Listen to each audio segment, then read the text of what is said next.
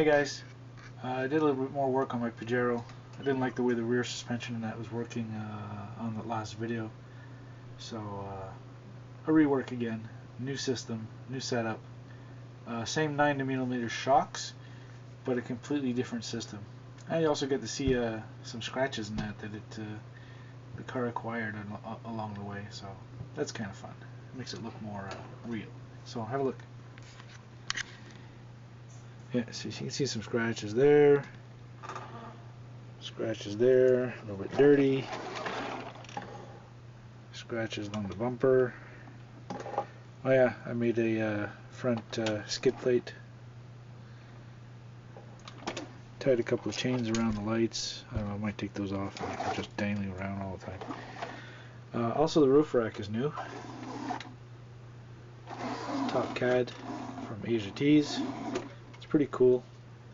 So have a look. Here we got the light, we got the suspension going. Pretty much. It's not bad. It's quite a bit more than stock, but not as much as I had before. Before was maybe a little too much. So let's have a look inside, see what I did.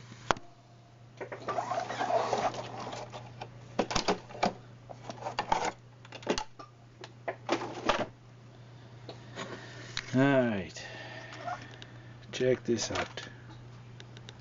I had to do some cutting out over here,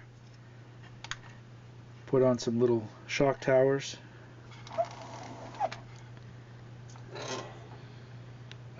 These shock towers actually come with Hot Racing's 70mm air shocks. Now I was going to use the air shocks on this truck, but they just suck. For lack of a better word. So I had to do some cutting out, so I needed to reinforce this area. So I've cut out a piece of sheet metal, shaped it all nice, put it on, so now it's a lot less flex here, because with the cutout here all this was really flexing a lot, so that pretty much takes care of all of that. Let's look underneath. So if you look, this is the 4-link suspension with the GPM rear shock mounts.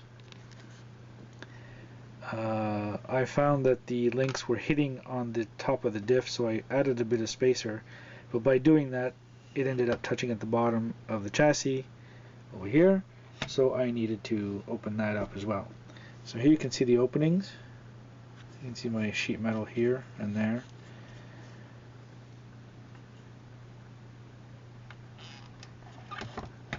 So I still need to find proper shocks, not proper shocks, I still need to find proper coils with the right tension on them. I haven't figured out how to do that quite yet, because if you look at the way I have it set up, they actually come off, the bottom pieces actually come off a little bit to allow for a bit more movement, but still allow quite a bit of suspension.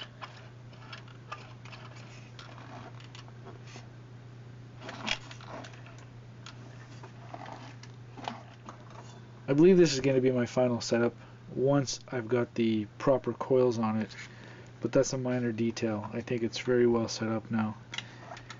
And what I wanted to do initially is to, when they lift the truck up, that the suspension drops just like a real one, and when you put it down with the full weight of the body, it'll drop about like that. So like a real truck, when you lift it, the suspension falls down, and when you bring it back down, it falls. The same thing for the front, but the front was a bit easier, just basically adjusting the shock tension. Obviously not as much movement in the front, so we can't play with it as much, but seems to be working pretty good now.